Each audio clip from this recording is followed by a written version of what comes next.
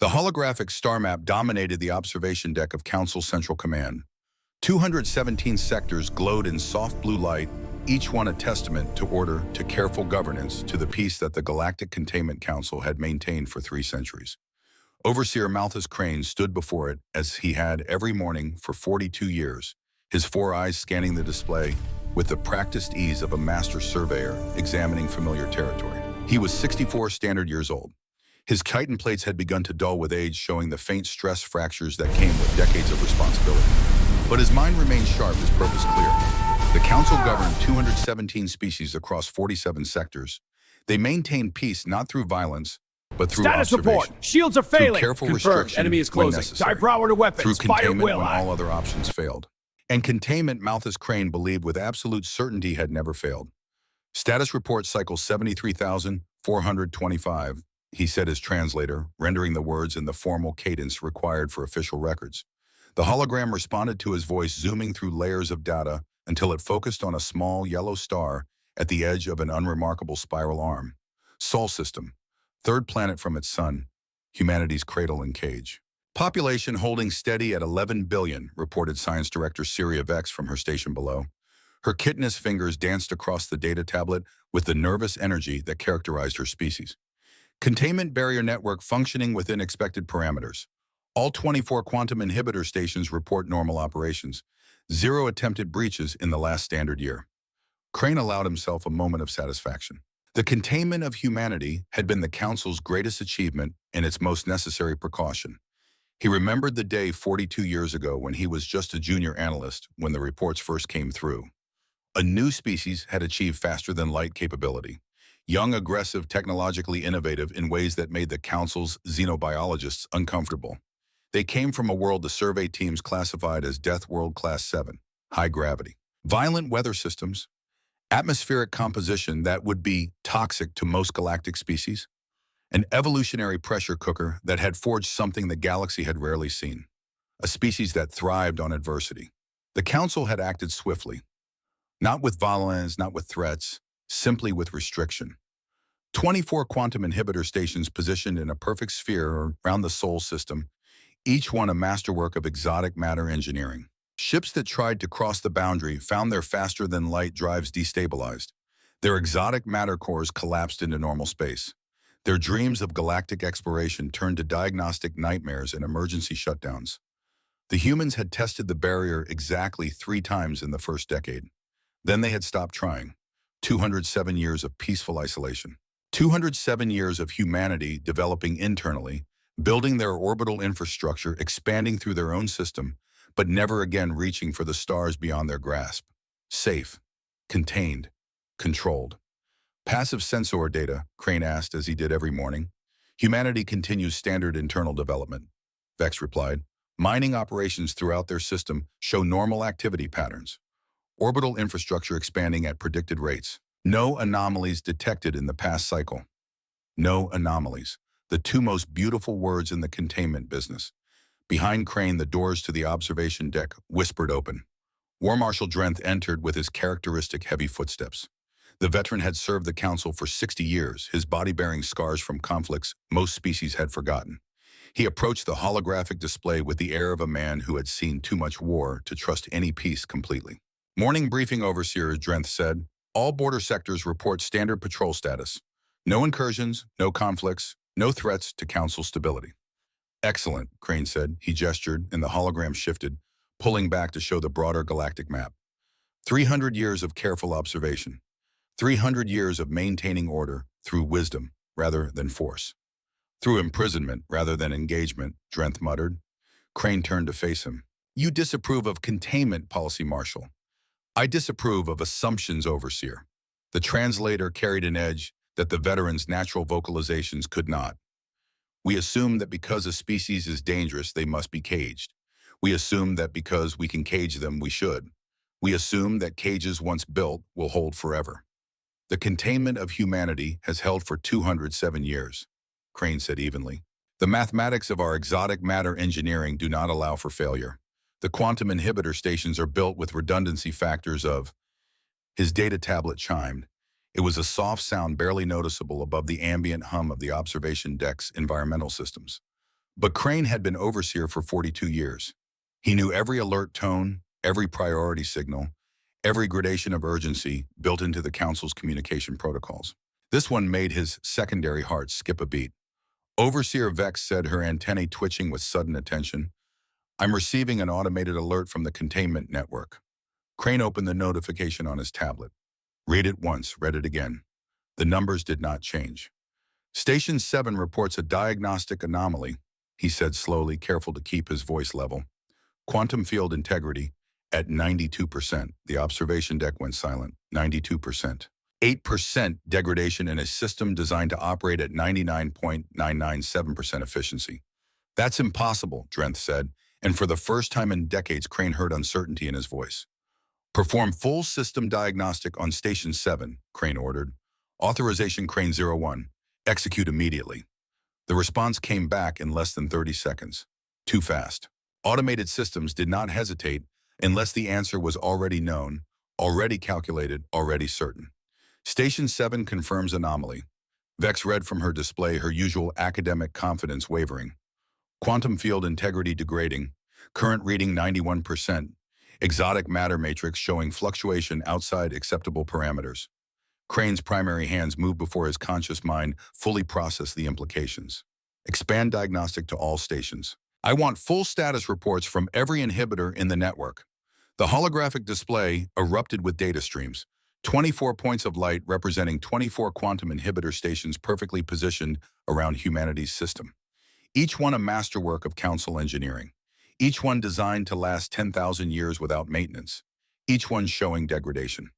Station 12 reporting similar readings. An analyst called from the sensor pit below. 93% field integrity. Station 19 at 91%. Station 4 at 88%. The numbers cascaded across Crane's display like an avalanche of impossibility. He watched as the perfect sphere of containment, 2 centuries of council engineering, began to show cracks in its fundamental structure. This does not make sense, Vex whispered, her scientific mind visibly struggling with the contradiction. Quantum inhibitors don't degrade. The exotic matter matrices are self-sustaining.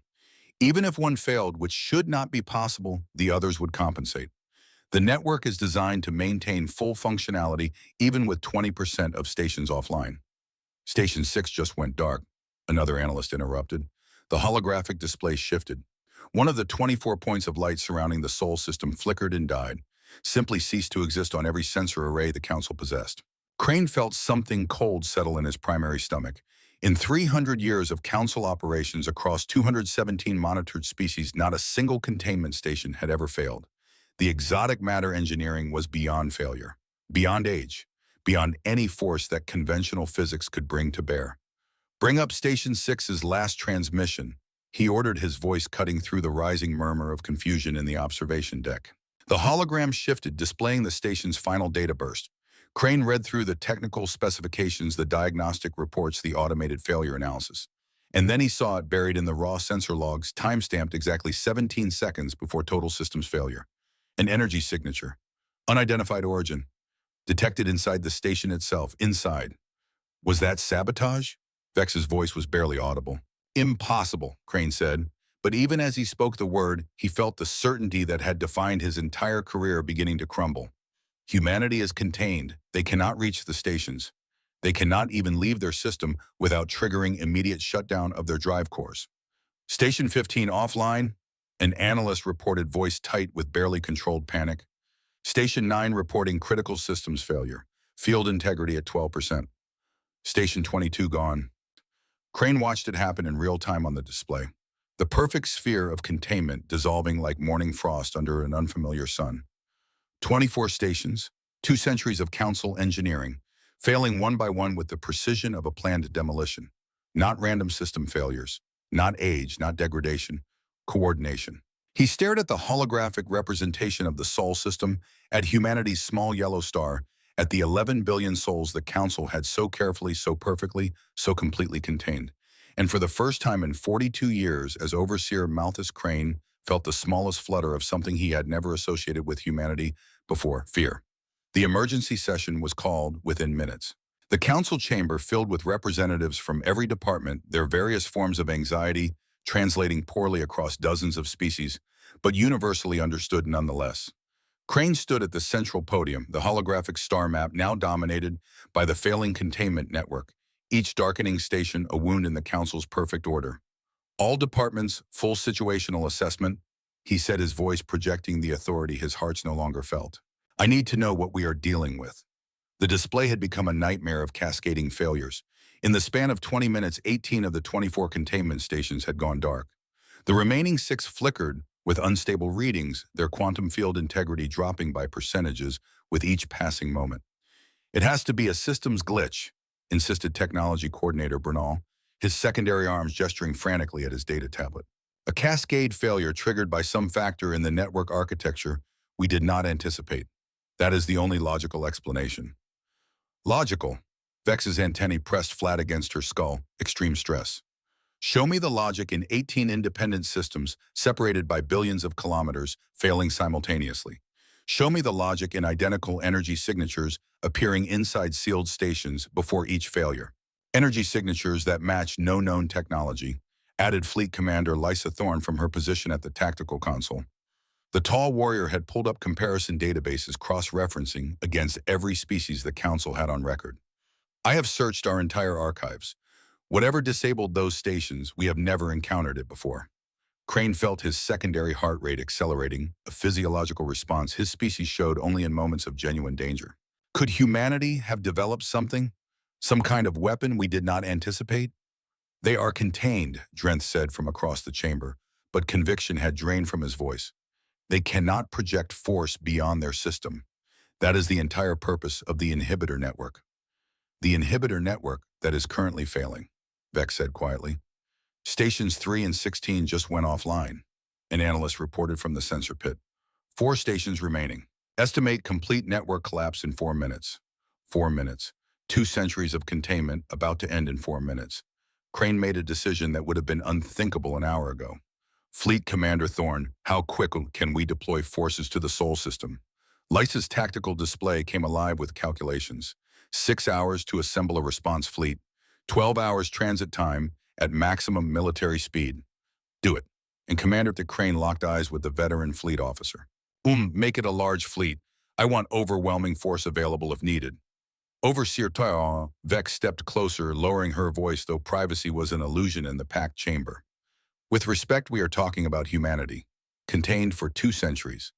Even if they have somehow developed a way to disrupt the stations, they are still trapped in one system. What kind of threat can they possibly pose? Before Crane could answer, another alert chimed through the chamber. This one was different. Higher priority.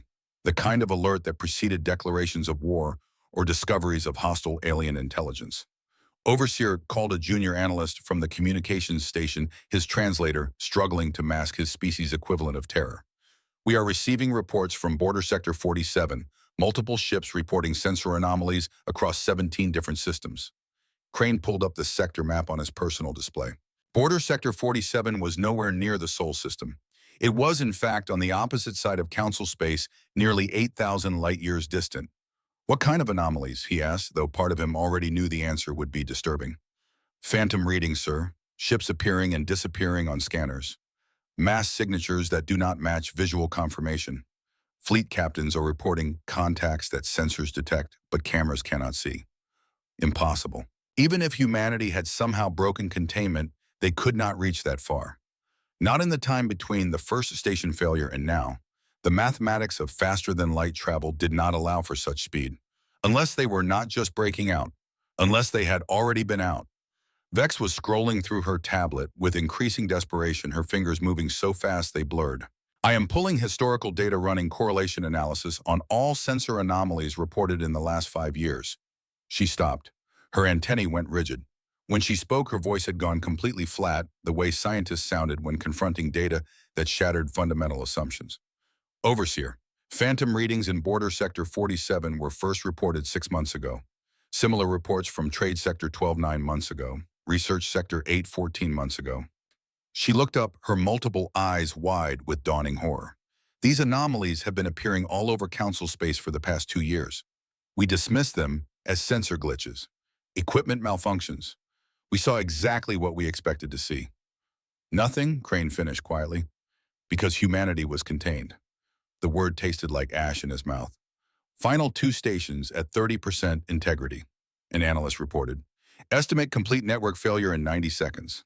Crane straightened his posture, forcing his voice to remain steady. Get me everything. Every phantom, reading, every sensor anomaly, every unexplained glitch in the last 5 years. I want it on the central display immediately. The data came faster than expected. Someone had already been compiling it. Someone had already noticed the pattern, but had not known what they were seeing. Crane watched as the holographic display populated with markers, hundreds of them, thousands, scattered across every sector of council space like stars in a night sky. Phantom contacts, mass readings without visual confirmation, energy signatures that appeared and vanished, ships that sensor arrays claimed were there, but cameras could not see. All dismissed, all explained away, all ignored, because humanity was contained. Blessed ancients, Vex whispered. What if they have been out here all along, Drenthvon said, and in his voice Crane heard the tone of a soldier, recognizing he had been outmaneuvered on a battlefield he had not known existed. Station 5 offline, the analyst reported. Final station failing, 20 seconds to total network collapse. Crane watched the last quantum inhibitor station die. 207 years of containment, ending not with a bang, but with a series of quiet system failures that spoke of planning, patience, and precision beyond anything the Council had anticipated. The hologram updated. The Sol system sat there on the display, unchanged. No massive fleet emerging. No armada of warships. No visible threat at all. Just 11 billion humans doing whatever they had been doing for the last 2 centuries. While the Council congratulated itself on their perfect cage. Overseer, Fleet Commander Thorne's voice carried an edge Crane had never heard from the veteran warrior. My deep space sensor network just flagged something. Transmission burst. Origin point approximately 15,000 light-years from the Sol system. 15,000 light-years. Halfway across the galaxy. Intercept it, Crane ordered. We cannot. The encryption is... Thorne paused, running her analysis again, as if doubting her own instruments. I have never seen anything like it. But Overseer, the transmission volume is massive. It is not one signal. It is thousands of them all going active simultaneously across the entire galaxy. Crane felt his legs weaken.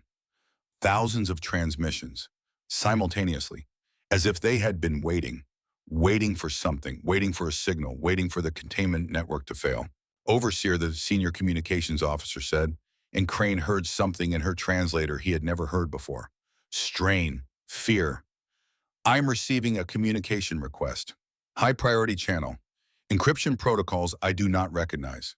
She checked her display twice before continuing. Origin claims to be human. But sir, the signal is not coming from the Sol system. It is coming from inside council space. She paused, rechecking as if the data could not possibly be correct. From Council Station Alpha 7, the council chamber went absolutely silent. Alpha 7, the council's primary intelligence hub, positioned deep in the heart of their territory, surrounded by defensive installations staffed entirely by council personnel with the highest security clearances. One of the most secure locations in the entire galaxy, and someone claiming to be human was transmitting from inside it. That is impossible, Vex breathed. Crane straightened his posture, forcing his primary heart rate to slow. He had spent 42 years as Overseer. He had maintained order across 217 species. He had believed with absolute certainty that the Council's containment of humanity was unbreakable. Every certainty he had ever held was collapsing around him. If there was any chance of salvaging this situation, of understanding what was happening, he needed information. Put it through, he said. The holographic star map dissolved, replaced by a simple communication interface. Audio only, no video feed. Whoever was on the other end did not want to be seen. When the voice came through the speakers, it was calm, patient, the tone of someone who had been waiting a very long time for this conversation and could afford to wait a little longer. It was a female voice, the translator rendering it in the common galactic dialect with careful precision. Overseer Malthus Crane, the voice said. My name is Director Elena Terran, Human Intelligence Division. I apologize for the dramatic introduction, but I am afraid we need to have a conversation about the status of humanity's containment. The translator rendered the human language into something the council species could understand. But even through the technological filter, Crane could hear something in her voice. Something that made his carapace prickle with instinctive recognition. Amusement. Crane's vocal cords struggled to form words. His primary hands clenched the podium edge.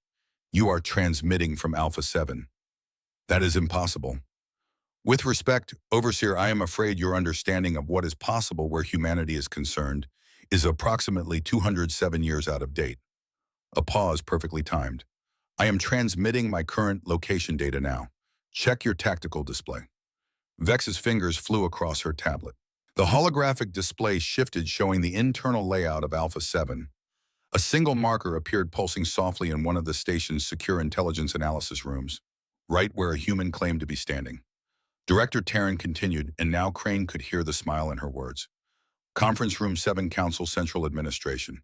You are standing approximately 2 meters from the main holographic display. Science Director Vex is to your left, showing significant stress markers in her antenna positioning. War Marshal Drenth is near the tactical console, and he has been reaching for his sidearm for the last 30 seconds. Crane spun, scanning the chamber. How could she see them? The room was secure, shielded, protected by every countermeasure the Council's best engineers could design. How are you? He could not finish the question. Seeing you, Elena Taryn sounded almost sympathetic. The same way we have been seeing everything for the last 2 centuries, Overseer. We have been watching. We have been learning. We have been everywhere. Another pause. Longer this time, letting the implications sink in. We have been quite patient, actually, but you kept insisting we were contained. And well, the amusement in her voice deepened. We thought it was time to correct that misunderstanding. Crane looked at the displays showing the dead containment stations, at the thousands of phantom readings scattered across the galaxy, at the secure council station that somehow housed a human intelligence operative who could describe his chamber in real time. The certainty that had defined his entire career, the belief that had guided council policy for 207 years, shattered like glass under sudden pressure. You were never contained, he said. The words felt heavy as neutronium. Were you? The laugh that came through the speakers was soft, almost gentle, but it carried a weight that made every being in the council chamber understand that the galaxy they thought they knew had fundamentally changed. Oh, we were contained, Overseer Crane, Director Elena Taryn replied, for about 72 hours. After that, we were just observing, studying, waiting to see what you would do. A pause. It has been quite educational. The Crane stood in the center of the council chamber, surrounded by representatives of 47 sectors, each one processing the fact that everything they thought they knew about humanity had been wrong from the very beginning. The containment had not failed. It had never existed at all. And the humans who had been imprisoned for 2 centuries had been free the entire time, moving unseen through the galaxy, watching their watchers with the patient precision of a species that understood the long game better than the Council ever could. Somewhere in the depths of Alpha 7, a human woman who had lived among them for reasons Crane could not yet fathom, waited for his response. The perfect cage, he realized with a crystalline clarity, had always been an illusion. And now the illusion was over. The silence in the council chamber stretched like a wire pulled too tight. Malthus Crane stared at the communication interface, at the simple audio connection that linked him to a human woman sitting inside one of the most secure facilities in council space. His 4 eyes tracked the holographic marker showing her position in Alpha 7. Real time. Precise. Impossible. Director Taryn, he said, forcing his voice to remain level, you claim to have been observing us for 2 centuries. You claim to be transmitting from Alpha 7. I need proof. The laugh that came through the speakers was soft, almost tired, as if she had anticipated this question and found it sadly predictable. Of course you do, Overseer. You have spent your entire career relying on verification, on data, on proof that fits your understanding of how the universe works. A pause. Very well, let me describe your office. Crane felt his secondary heart skip. You keep a small crystalline sculpture on your desk, blue-green, about 15 centimeters tall. It was a gift from your predecessor when you assumed the position of Overseer 42 years ago. The inscription on the base reads, "To Malthus who sees clearly." You look at it every morning when you arrive. It reminds you why you do this work. Crane's primary hands clenched involuntarily. The sculpture was in his private office. No cameras, no recording devices. Only he ever saw it. In the lower right drawer of your desk, Elena continued, her tone measured and professional. You keep a data chip, personal files, messages from your daughter before she died in the border conflict 25 years ago. You have never shared those messages with anyone. You play them sometimes late at night when the station is quiet, because hearing her voice makes you remember why containment policy matters. Why keeping dangerous species separated prevents the kind of tragedy that took her from you. The chamber had gone deathly silent. Every counselor, every analyst, every officer was staring at Crane. He felt his carapace go cold. "You are lying," he said, but his translator betrayed the uncertainty in his voice. "I am not," Elena replied gently. "And you know I am not because those details are not in any database we could have hacked. They are things only you would know." Which means at some point in the last 4 decades, someone stood close enough to you to see them. Close enough to be in your office. Close enough to watch you when you thought you were alone. She paused, letting the implications settle like ice in his primary stomach. "We have been very close, Overseer Crane, for a very long time." Vex was already at her security console, her chitinous fingers flying across the interface. Running full security audit of Alpha 7, checking personnel records, access logs, surveillance footage. "You will find nothing," Elena said, and now her voice carried a different quality. Professional, clinical, the tone of an intelligence operative explaining tradecraft to an amateur. "We are very good at not being found when we choose not to be, but if you need a more immediate demonstration." The lights in the council chamber flickered. Just once. Just for a fraction of a second. But in that instant, every display in the room showed the same image. A simple message in clean, precise text: "We are here." Then the lights returned. The displays reset. Everything appeared normal. Except now, every being in that chamber understood that their most secure facility, their command center, their seat of power, had just been touched by something they could not detect, could not track, could not stop. "That was just a greeting," Elena said. "Shall we continue our conversation?" War Marshal Drenth moved to the tactical console. He had fought in 3 wars. He had seen boarding actions and fleet engagements in desperate last stands. He knew the look of a battlefield being prepared even when that battlefield was an entire galaxy. "Overseer, Mum," he said quietly, "we need to know what we are facing. We need hard data." Crane nodded. The shock was passing, replaced by the cold clarity that had made him Overseer in the first place. Elena Terran could describe his office, could flicker their lights, could claim anything she wanted. But claims were not proof. Not the kind of proof that would justify the decisions he was about to make. "Director Terran," he said to the air, to the invisible human, listening from somewhere in the depths of Alpha 7. "You have made your point. You have access to our systems. You have been observing us. But if humanity has truly been free for 2 centuries, if you have truly been moving through council space undetected, then prove it. Show me your capabilities." "That is not a request I can grant, Overseer." Elena's voice remained calm. "Because what you are really asking is for us to reveal our operational parameters, our technical specifications, our strategic positioning. You want intelligence you can use, and I am afraid we are not quite ready to provide that level of transparency." "Then we have nothing more to discuss." Crane gestured to the communications officer. "Terminate the connection." "Wait." For the first time, Elena's voice showed something other than perfect control. "Overseer, please. I am not trying to antagonize you. I am trying to prevent a mistake. A terrible mistake that will cost lives on both sides." "What mistake?" "The one you are about to make," Elena said quietly. "The one where you decide that because you cannot see us, we must not be as capable as we claim. The one where you send ships to the Sol system to test our defenses. The one where you prove once and for all that humanity can be threatened into submission." Crane felt his primary hands go still. He had not spoken that order aloud. He had barely formed the thought fully in his own mind. But she knew. Somehow she knew. "We do not want a conflict, Overseer," Elena continued. "But if you force one, I promise you will not like what you discover. Please, give me a chance to explain.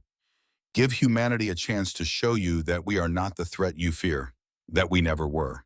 Crane looked at Drenth, at Vex, at Fleet Commander Thorne, saw his own uncertainty reflected in their various forms of body language. 48 hours, he said finally. "You have 48 hours to convince me that humanity deserves anything other than recontainment using methods you cannot evade. Starting now." "Thank you, Overseer. That is all I ask." The connection remained open, waiting. And Malthus Crane realized that for the first time in his career, he was negotiating with species he had believed was safely caged. A species that, if Elena Terran was telling the truth, had been free longer than he had been alive. Drenth wasted no time. Within the hour, he had assembled what he called a probe package. 12 combat frigates, small and fast, each one equipped with the latest sensor arrays and enough firepower to handle pirates or raiders. Not a war fleet, not an invasion force, just reconnaissance and strength. We send them to the Sol system, Drenth explained to the assembled command staff. They scan for human vessels, test response times, measure defensive capabilities. If Director Terran is telling the truth, if humanity truly has the kind of fleet she implies, we will see evidence. If she is bluffing, and Overseer, I believe she is bluffing, then we confirm that and proceed accordingly. Crane studied the tactical display. 12 ships. It seemed almost insulting after 2 centuries of containment to send so few. But that was the point. A test, not a threat. Approved, he said. But Marshal, make it absolutely clear to the probe commanders. This is reconnaissance only. No aggressive action unless fired upon. We gather intelligence and withdraw. Understood, Overseer. The 12 frigates departed Council Central within 3 hours.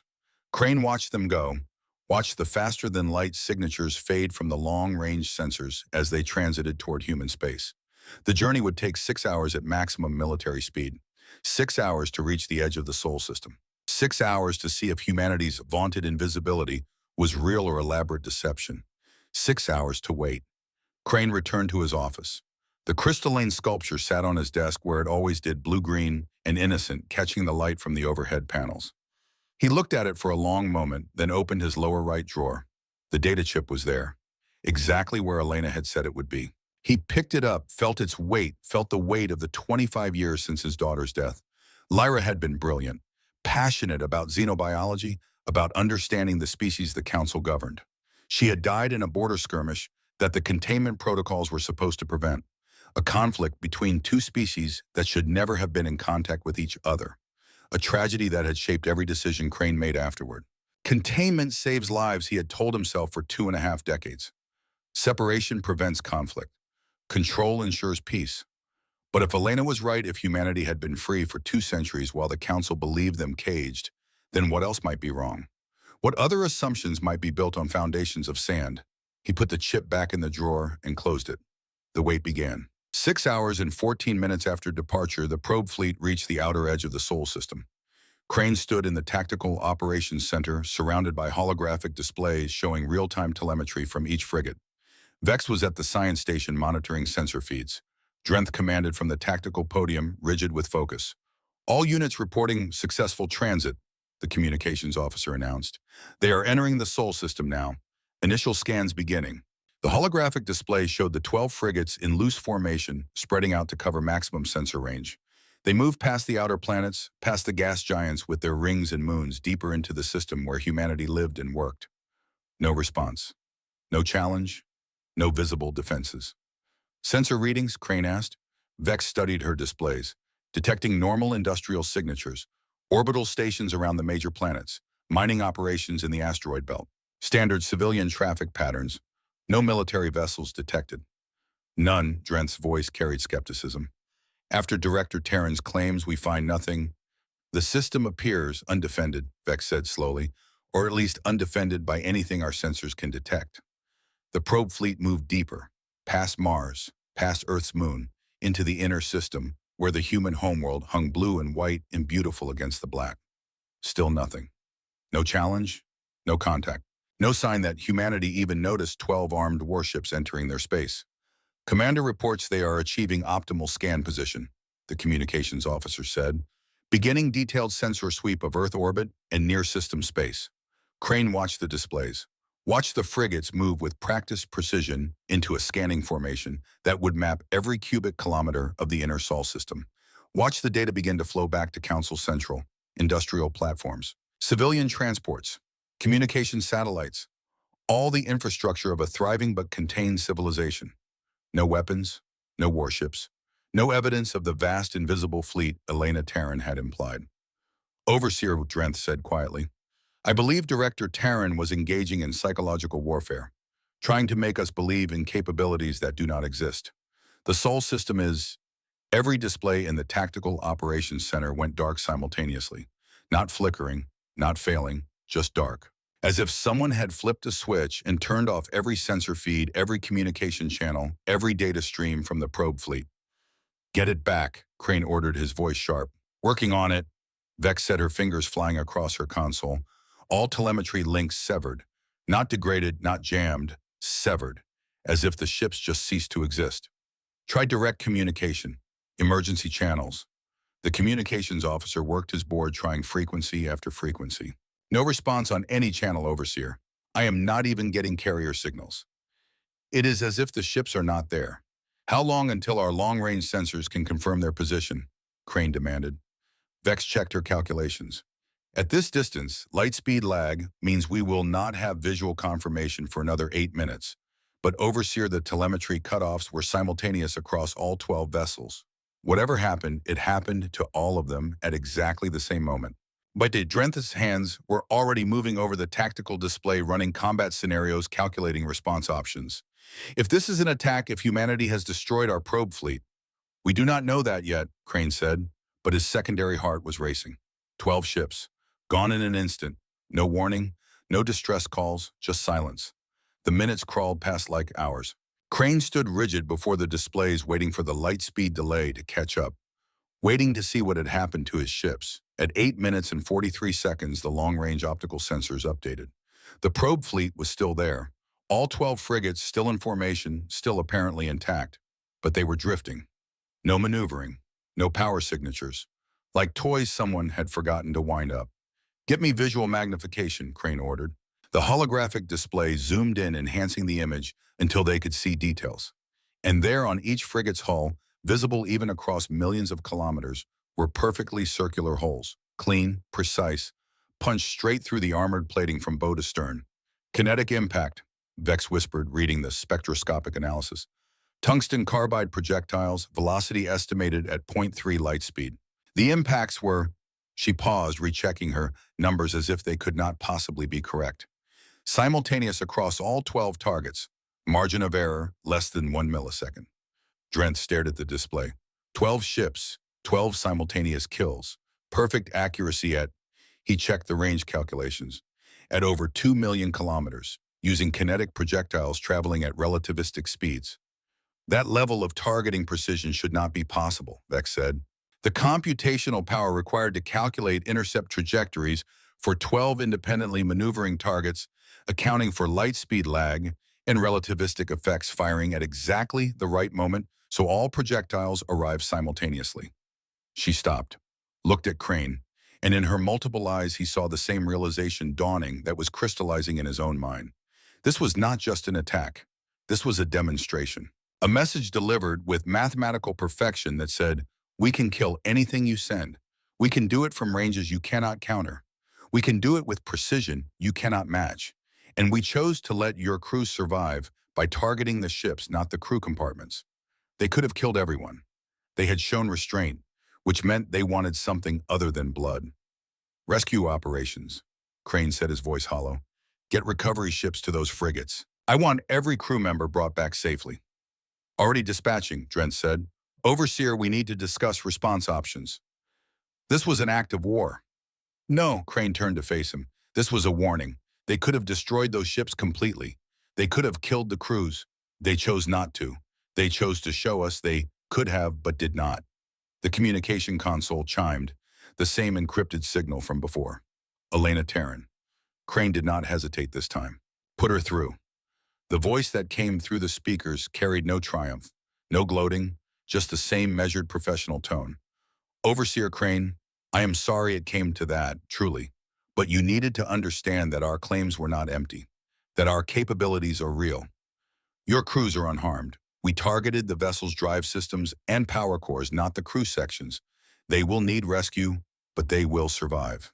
You fired on council vessels, Crane said. You committed an act of war. We defended our territory from armed warships that entered without permission, Elena corrected gently. Under council law, that is not only legal, it is expected. You sent a military force into the Sol system. We responded proportionally and with restraint.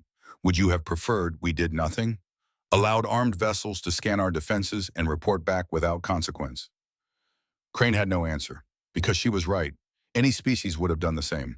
The only difference was that humanity had done it with capabilities the Council did not know existed. The weapon you used, Vex interjected, the kinetic projectiles, that technology should not exist at that performance level. The targeting computers alone are approximately 60 years ahead of current council standards. Elena finished. Yes, that is what happens when you give a species 2 centuries of isolation and a pressing need to develop defensive capabilities you cannot detect. We had time, Director Vex. We had motivation. And we had the freedom to innovate without anyone watching over our shoulder telling us what was possible. How many ships, Drenth demanded? How many vessels does humanity have? Enough, Elena said simply. Enough to defend ourselves. Enough to make recontainment impossible. But not so many that we pose an existential threat to the Council. We are not interested in conquest, Marshal. We are interested in freedom. Crane sank into his command chair. 12 ships disabled in an instant. Weapons technology decades ahead of Council capabilities. An intelligence operative who had lived inside their most secure facility for reasons he still did not understand. And through it all, Elena Terran's calm professional voice explaining that humanity had never been the threat the Council feared. What do you want? He asked finally. Right now, I want you to stand down your fleet mobilization. I know you have 300 warships assembling. We are for deployment to the Sol system. I want you to cancel that order before this situation escalates beyond our ability to control it. How did she know the fleet assembly was classified? Eyes only, known only to the highest levels of Council command.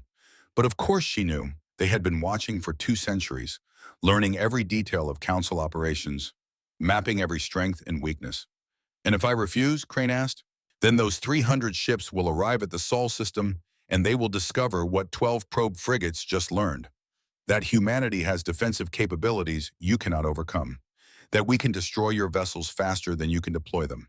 That a military solution to this situation does not exist. She paused. When she spoke again, her voice was softer, gentler. Overseer Crane, I have watched you for a long time. I know you are a good being. I know you believe in the Council's mission. I know you carry the weight of your daughter's death and that it shapes every decision you make. I know you want to prevent more tragedies like the one that took her from you.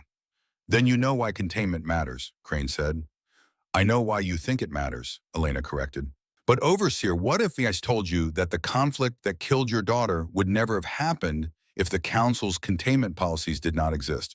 What if I told you that by trying to prevent species from interacting, you created the very tensions that led to violence? That is speculation. It is analysis based on 2 centuries of observation. We have watched the Council's containment policies in action. We have seen how they create resentment, how they generate exactly the kind of conflict they are meant to prevent. Your daughter did not die because species were too close. She died because the Council's restrictions created artificial pressure that eventually exploded. Crane closed his primary eyes. He did not want to hear this, did not want to confront the possibility that the belief that had sustained him for 25 years might be built on false premises. The fleet assembly, Elena said quietly. Please, Overseer, stand it down. Give me a chance to show you another way, a way that honors your daughter's memory by learning from her death, not by repeating the mistakes that caused it. Crane opened his eyes, looked at the displays showing his disabled frigates, at the phantom contacts scattered across every Council sector, at the future rushing toward him like a projectile traveling at 0.3 light speed. He had a choice to make, and he was terrified that whichever way he chose it would be wrong. The 300 warships of Battlefleet Prime held position at the staging area, waiting for deployment orders that would send them to the Sol system. Crane could see them on the long-range tactical display, the most powerful concentration of military force the Council had assembled in living memory. Enough firepower to sterilize a planet. Enough ships to blockade an entire star system. And according to Elena Terran, not enough to overcome whatever humanity had built in 2 centuries of hidden freedom. Drenth stood across the command center, his body reflecting the tactical displays. Overseer, we cannot let this stand. They attacked our vessels. They have violated every principle of containment. If we do not respond with force, we show weakness to every species under Council governance. And if we do respond with force, Crane countered quietly, and if Director Terran is correct about their capabilities, then we sacrifice 300 ships and thousands of lives to prove a point, to demonstrate that Council authority matters more than Council lives. It is not about authority. It is about maintaining order. Is it, Crane turned to face the veteran, or is it about the fact that for 300 years the Council has believed it understood the rules by which the galaxy operates, that we knew what was possible and what was not, that we could classify species, contain them, manage them like livestock? He gestured to the displays. Humanity has shown us that we were wrong. About containment, about capability, about what is possible when a species has sufficient motivation and time. We can either accept that reality and adapt, or we can deny it and send thousands of our people to die proving nothing except our own pride. Drenth's translator remained silent for a long moment. Then, what are you saying, Overseer? I am saying we need more information before we commit to military action. We need to understand what we are truly facing. Crane turned to the communications console. Get me Director Taryn again. The connection established almost instantly, as if she had been waiting. Overseer Charlena's voice said, you say you have been observing us for 2 centuries. You say we have been wrong about containment, about humanity, about the galaxy itself. Prove it. Not with demonstrations of force, not with parlor tricks flickering our lights. Prove it with truth. Show me what you have learned. Show me why I should believe that standing down this fleet is the right choice. Silence. For several seconds, no response came. Then very well, Overseer, but what I am about to show you will change everything you believe about the Council, about your career, and about the death of your daughter. Are you certain you want that truth? Crane felt his secondary heart hammering. Part of him wanted to say no, to retreat into the comfortable certainty of his beliefs, to never question the foundations on which he had built his entire life. But he was Overseer of the Galactic Containment Council. And if there was one thing his 4 decades of service had taught him, it was that truth, however painful, was always preferable to comfortable lies. Show me, he said. Stand by, Elena replied. I am transmitting data files now, encrypted, for your eyes only. What you choose to do with this information afterward is your decision. Crane's personal display chimed with an incoming data package. Massive. Terabytes of information compressed into formats that should not have been able to penetrate Council security architecture. But they had. Of course they had. He opened the first file, and his understanding of the galaxy began to crumble. The data files filled his display with information that rewrote history. 25 years of classified Council intelligence reports, surveillance footage from border sectors, communication intercepts that should have been impossible to obtain. And buried among the terabytes of data, one file marked with his daughter's name. Lyra Crane, deceased. Border Conflict 7. Alpha. 25 years ago. His primary hands trembled as he opened it. The file contained incident reports, tactical analyses, diplomatic communications. Everything the Council knew about the conflict that had killed his daughter. Everything he had read 100 times in the years since her death, trying to understand why she had to die. But this file contained something more. Something the Council's official reports had never shown him. Communication intercepts between the 2 species that had clashed in that border region. Messages that revealed a pattern Crane had never seen before. Both species had been under observation by the Council. Both had been classified as potentially dangerous. Both had been subject to movement restrictions designed to keep them separated. And for decades, those restrictions had held. Until they created exactly the pressure they were meant to prevent. The intercepted communications showed it clearly. Trade disputes that could not be resolved because Council restrictions prevented direct negotiation. Resource conflicts that escalated because species could not meet to discuss boundaries. Resentment building year after year as both sides felt imprisoned by rules they had never agreed to follow. The border conflict had not happened despite containment protocols. It had happened because of them. Crane read through message after message, saw the frustration mounting, saw the anger building, saw the moment when diplomatic options closed and violence became the only language left. And Lyra had died not preventing a war, but as a casualty of the very system her father had spent his life maintaining. He sat in his office chair, staring at the data, feeling the weight of 25 years of certainty collapsing. He had told himself that containment saved lives, that separation prevented conflict, that his daughter's death had meaning because it reinforced the importance of keeping dangerous species apart. But the truth was darker, more complicated, more painful. The containment protocols had not prevented the conflict. They had caused it. His daughter had died because the Council believed it knew better than the species it governed. Because they had imposed restrictions without understanding the consequences. Because they had prioritized control over communication. Separation over cooperation. Certainty over wisdom. Crane closed the file on Lyra. His hands were shaking. He opened another. This one showed current containment operations. 12 different species scattered across Council space, each one subject to restrictions similar to humanity's. Each one showing signs of the same pressure building, the same resentment festering. The files contained everything. Population data, economic analyses, intercepted communications showing growing discontent, projections of when each species might reach a breaking point, and woven through it all, evidence of human observation. Notes from agents who had been watching these species for decades. Analysis that showed humanity understood the Council's failures better than the Council understood them themselves. 12 powder kegs waiting for a spark. 12 more potential tragedies like the one that had killed his daughter, all because the Council refused to learn, refused to question, refused to admit that containment created the very problems it claimed to solve. Overseer Vex's voice came from nearby, tentative. "Are you well?" Crane looked up. His senior staff surrounded him, Vex Drenth Fleet Commander Thorne. They had been watching him read for the past hour, watching his carapace darken with emotions his species showed only under extreme stress. He needed to share this, needed them to understand what he had learned, but the words would not come. How could he explain that everything they believed was built on foundations that had never been solid? Director Terran, he said to the open communication channel.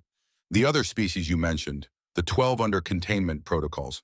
You said you have contacted them." Elena's voice came through the speakers, still measured and professional.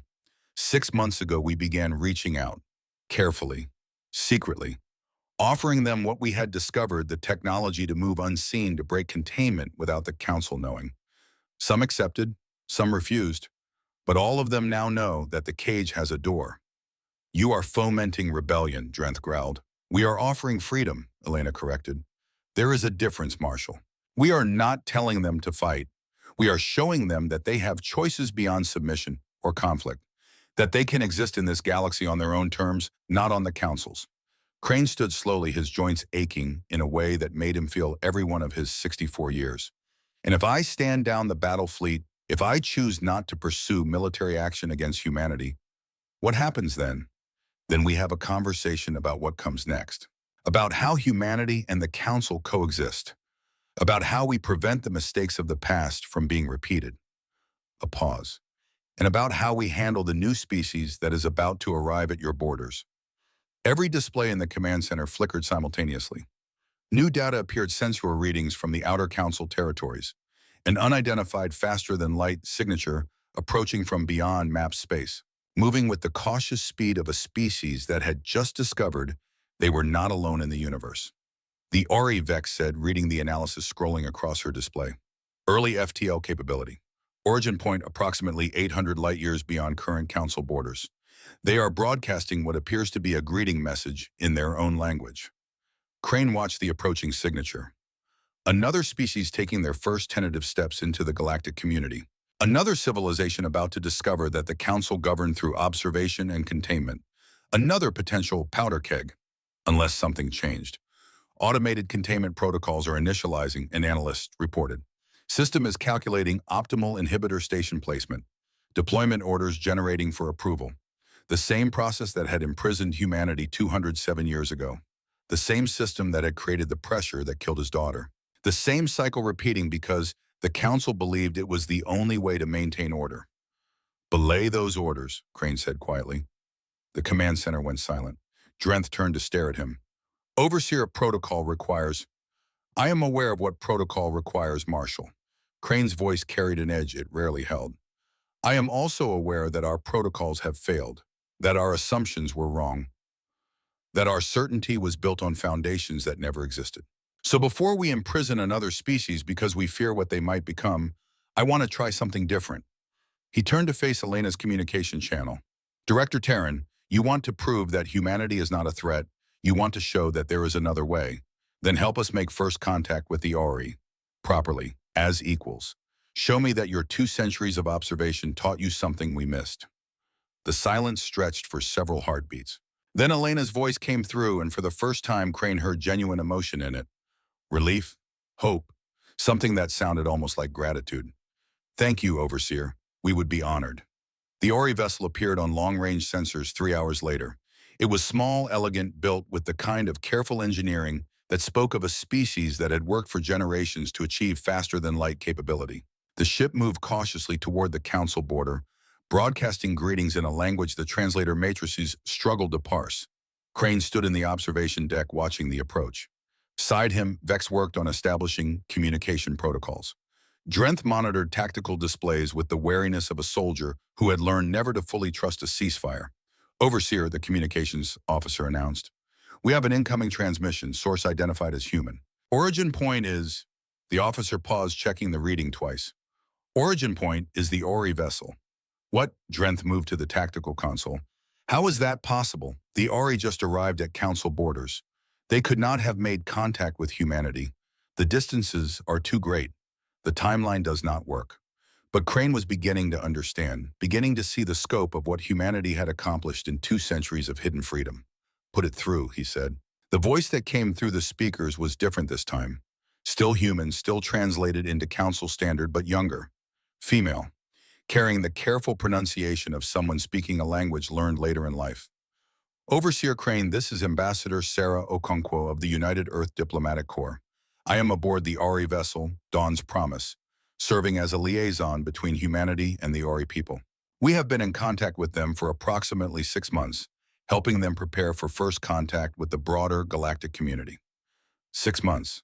Humanity had known about the Ori for half a year, had reached them, first made contact, established relationships, all while the Council remained unaware they even existed. You had no right, Drenth said. First contact protocols are Council jurisdiction. With respect, Marshal the Ori are not within Council borders. They are independent, and they had every right to choose who they spoke with first. A pause. They chose us because we offered them something the Council never has. A choice.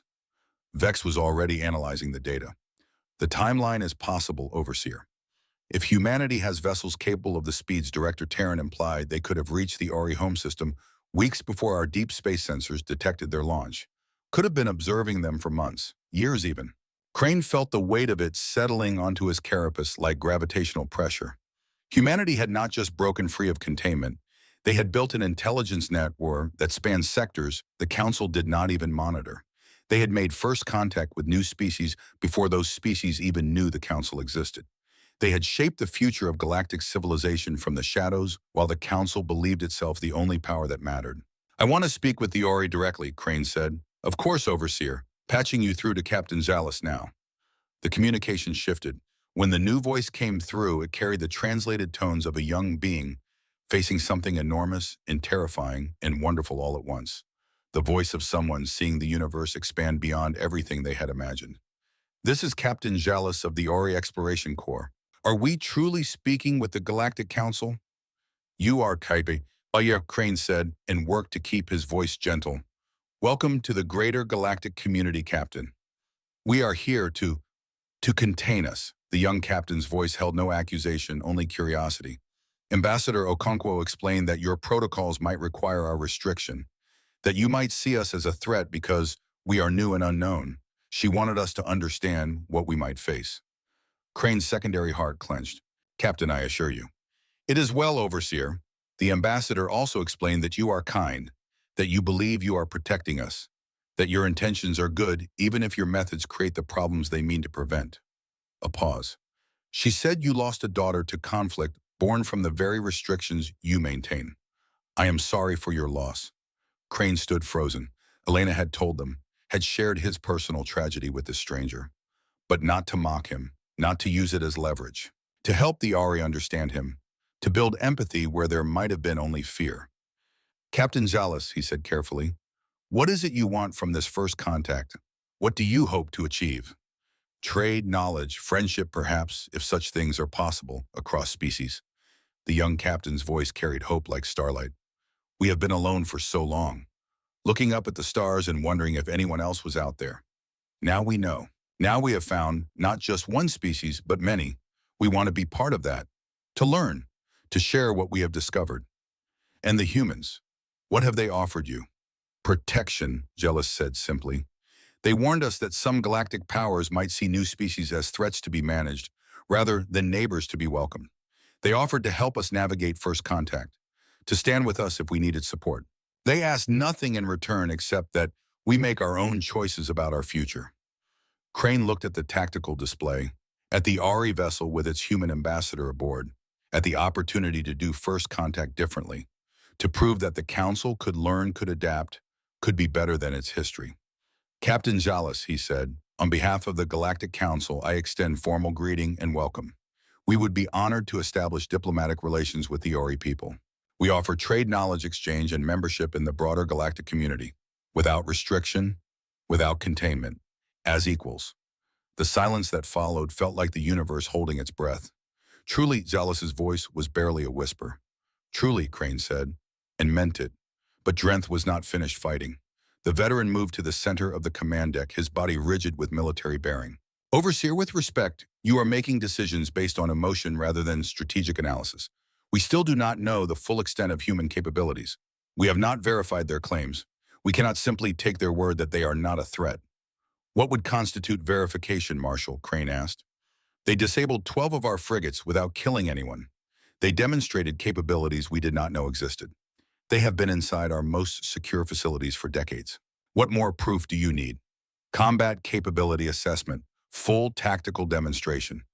I want to see what they have before I recommend standing down Battlefleet Prime.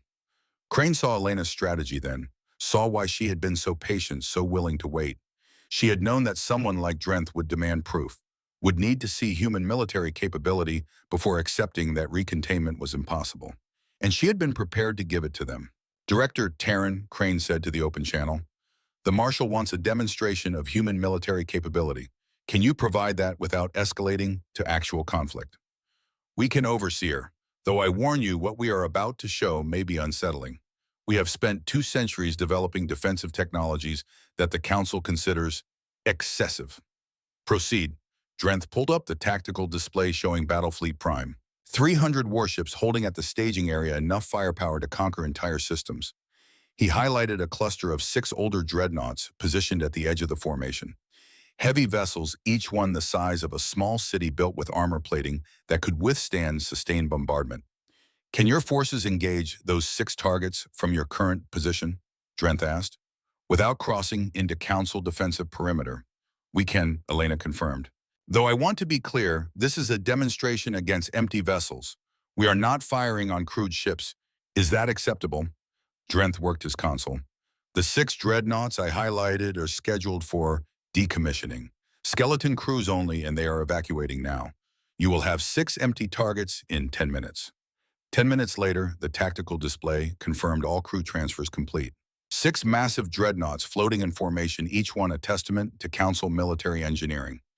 Empty. Waiting. Targets confirmed empty, Drenth said. Proceed when ready. Stand by, Elena replied, bringing designated asset into position. On the long-range sensors, something changed. A mass signature appeared where nothing had been visible moments before. Enormous, larger than any Council vessel. The sensor returns showed a ship approximately 4 kilometers long, bristling with systems that the tactical computers struggled to classify. Human flagship Remembrance, Elena announced. Spinal-mounted mass accelerator system. We call it Project Heimdall. The weapon uses magnetic acceleration to propel a 10 metric ton tungsten carbide slug to 0.4 light speed.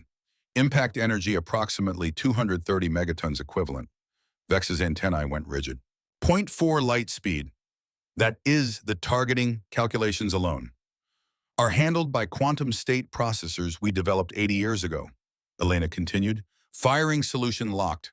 Single projectile will engage all 6 targets in sequence. Demonstrating now. The human ship fired. There was no visible beam, no energy signature that Council sensors could detect as a weapon discharge, just a subtle shift in the ship's position as it compensated for recoil. 3.2 seconds later, the first dreadnought exploded. Not cracked, not damaged. Exploded. The 10-ton projectile, moving at 0.4 light speed, hit the vessel amidships with kinetic energy that vaporized everything in its path. The dreadnought's armored hull provided no more resistance than paper. The projectile punched through from bow to stern, creating a wound channel 2 meters wide that simply erased everything it touched. But the projectile did not stop. It continued through space at relativistic velocity, its trajectory calculated with precision that should not have been possible. 3.8 seconds after the first impact, it hit the second dreadnought. Same result. Complete penetration, catastrophic structural failure.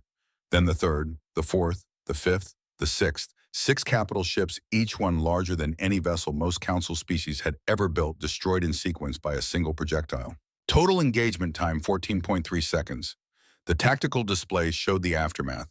6 expanding debris clouds where moments before had stood 2 millennia of accumulated Council military engineering.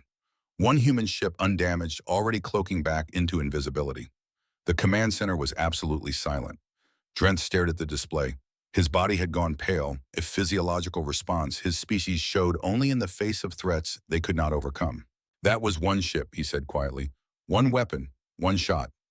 We have 43,000 vessels of various classes, Elena said, and her voice carried no pride, no triumph. Just fact. 12,000 mounting weapons comparable to Heimdall.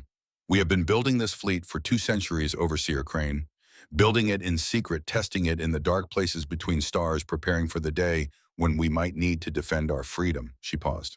We do not want to use these weapons against the Council. We do not want war.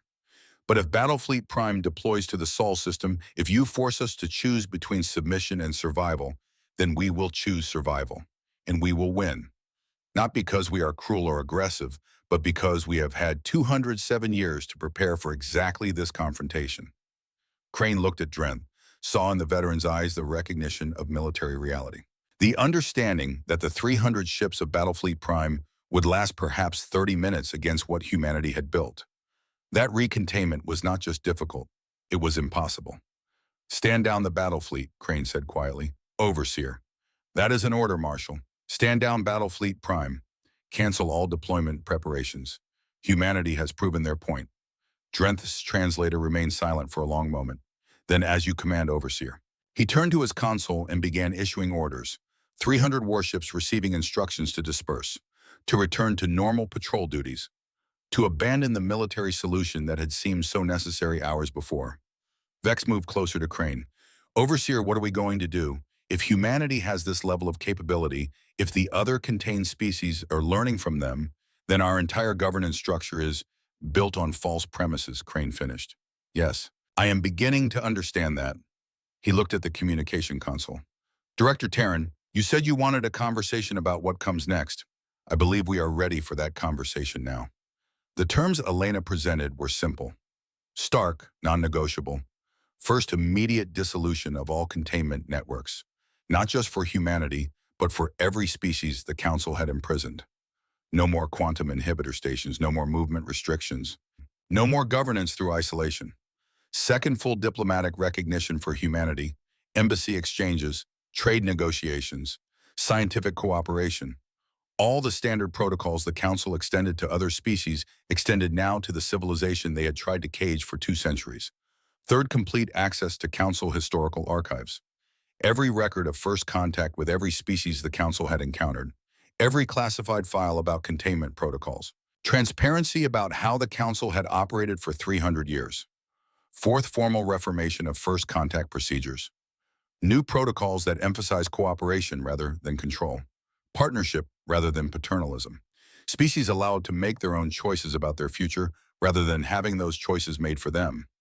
Crane listened to the terms and felt the weight of 3 centuries of Council policy collapsing. Every principle his career had been built upon, every certainty that had guided his decisions, revealed as fundamentally flawed.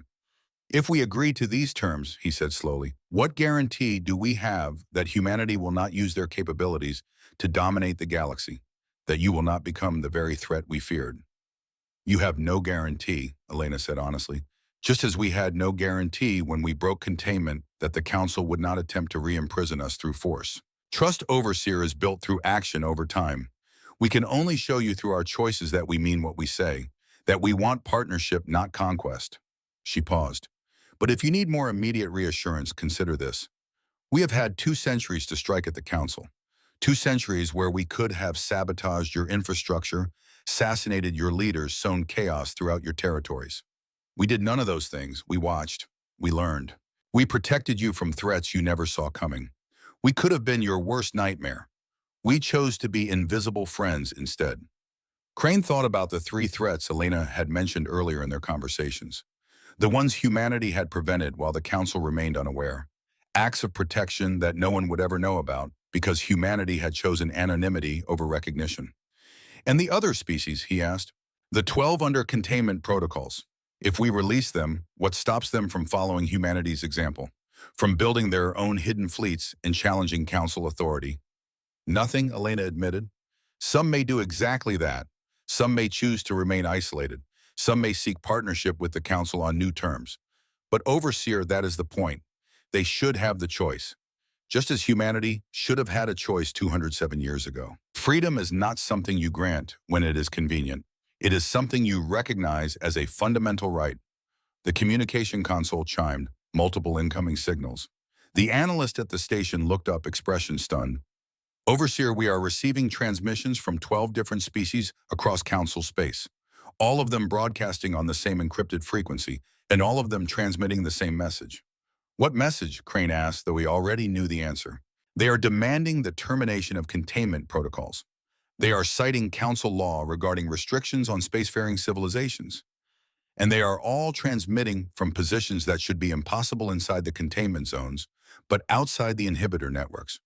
Vex pulled up the tactical display. 12 different sectors, 12 different species. Each one showing faster than light signatures in locations that should have been blocked by quantum inhibitor stations. Humanity had shared their technology, had taught a dozen imprisoned civilizations how to slip through the cages the council had built, and now all of them were declaring their freedom simultaneously. This is coordinated, Drenth said, a planned uprising. This is inevitable, Crane corrected quietly. We built cages and called it governance. We imprisoned species and called it protection. We controlled the galaxy and called it peace. But control is not peace, Marshal. Control is just delayed conflict. And eventually every cage breaks. He turned to face his senior staff. Saw in their various expressions the same uncertainty he felt, the same fear of the unknown that came with watching the familiar world crumble. But he also saw possibility, the chance to build something better from the ruins of what had failed. Summon the full council, he said. Emergency session, every sector representative.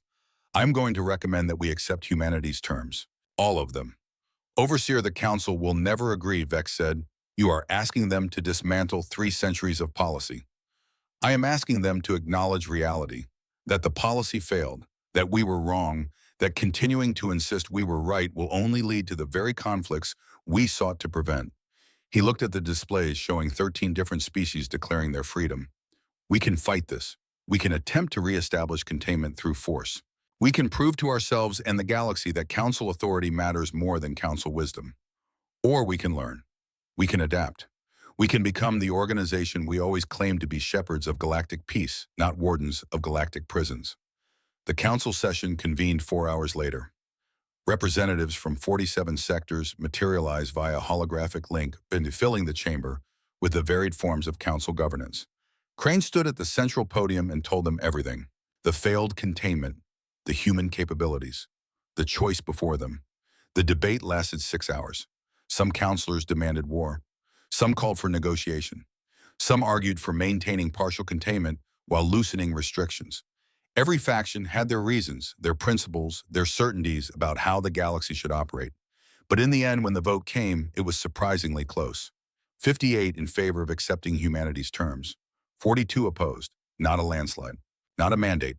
Just a slim majority of counselors willing to admit that perhaps after 300 years they had been wrong.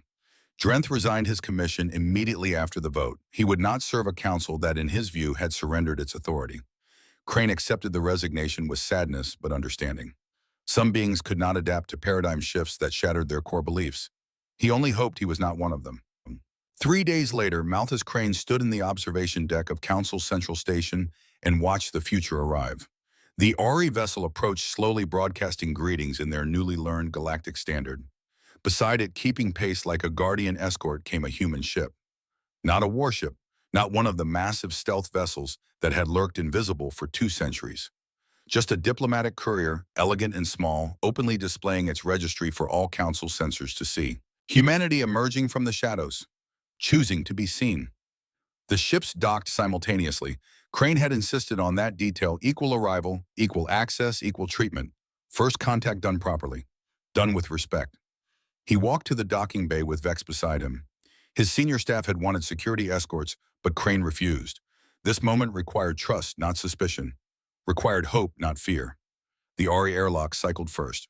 Captain Jalis emerged young and uncertain, but trying hard to project confidence. The young captain's species was bipedal with iridescent skin that shifted colors with emotion. Right now, those colors showed nervousness mixed with excitement. Overseer Crane Jalas said, the translator, rendering the greeting with careful formality. Thank you for welcoming us. The honor is ours, Captain.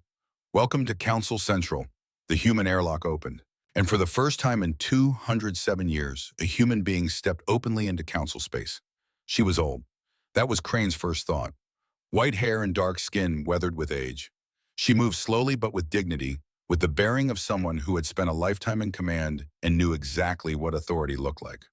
Overseer Crane, the human, said, her translator, rendering the words with measured cadence. I am Admiral Maya Okonkwo, United Earth Diplomatic Corps. I am honored to meet you face to face after all this time. Maya, Elena had mentioned an Admiral Maya in their conversations. Fourth generation Stealth Fleet Command, 73 years old enough to remember the stories of containment from her grandparents, old enough to have fought in the shadows for humanity's freedom her entire life. Admiral Dick Crane said, the honor is mine, though I confess I expected Director Taryn. Maya's expression shifted into something that might have been a smile. Director Taryn is 67 years old, overseer. She has spent 43 of those years living in disguise among species not her own, maintaining cover stories that required her to abandon everything she loved. She has earned her retirement. I am here to begin what she made possible. 67, Elena had been 24 when she went undercover, volunteering to spend her entire adult life in enemy territory, never seeing her family again, never revealing her true self, sacrificing everything so that future generations of humanity might be free. She must have been extraordinary, Crane said quietly. She was, Maya agreed. She is. And she wanted me to tell you that she understood your daughter, that she knew what it felt like to lose someone to conflicts born from misunderstanding, that she hoped you would find peace in knowing that Lyra's death was not in vain, that it taught you the lessons needed to change the future. Crane felt his carapace tighten. How did she? Because she spent 4 decades studying you, overseer, learning what drove you, what shaped you, what you believed and why you believed it.